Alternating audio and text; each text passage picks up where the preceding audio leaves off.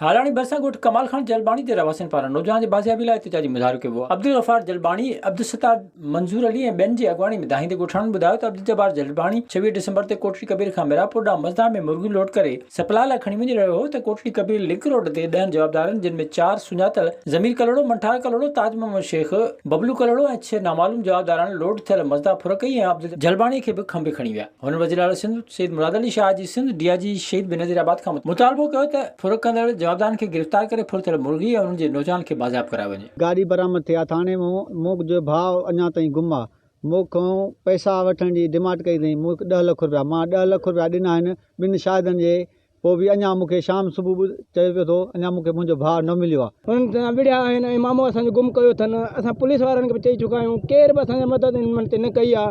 24 ॿार असांजो हमरा गुम थी वियो आहे। अञा रहंदो असांखे धमकियूं थी मिलनि, तव्हांजे वधीक कुझु कंदो त असां ॿियो तव्हांजो हमरा बि गुम कंदासीं।